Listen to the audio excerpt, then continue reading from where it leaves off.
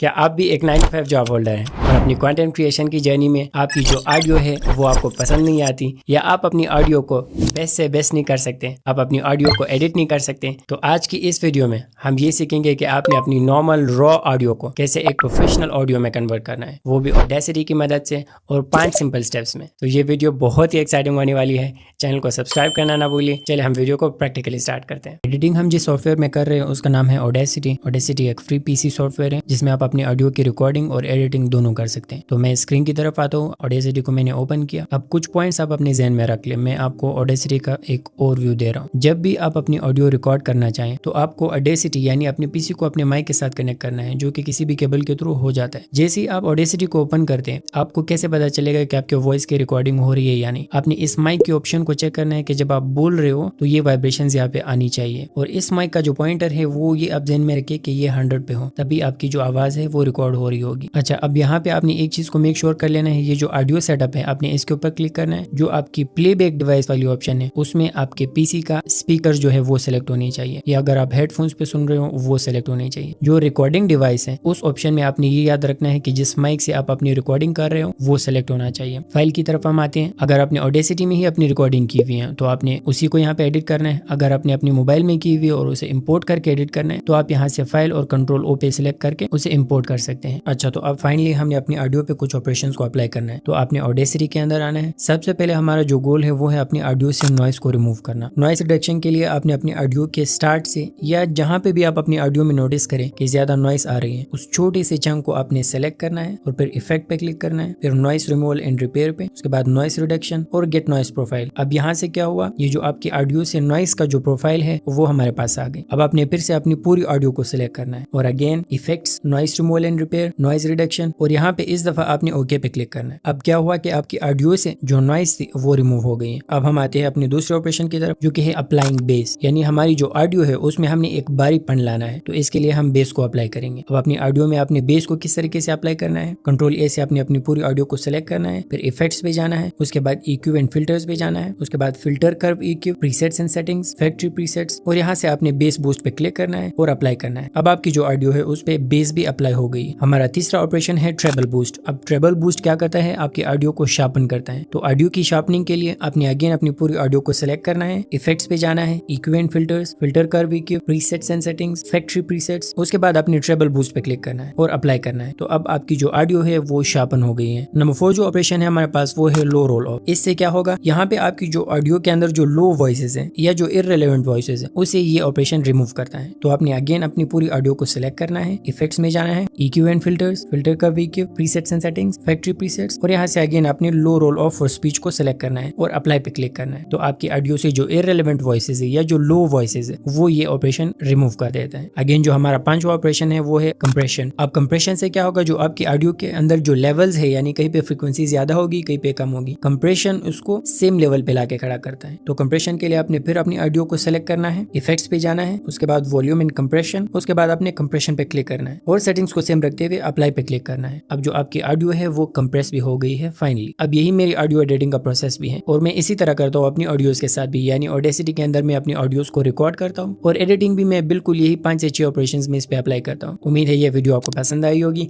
इस पूरी वीडियो के अंदर अगर आपको कहीं पे भी कोई भी कंफ्यूजन हो तो आप वो आसानी से मुझसे पूछ सकते हैं। मैं उसके ऊपर एक वीडियो या कमेंट में आपको उसका रिप्लाई लाजमी दूंगा। Thank you very much for watching.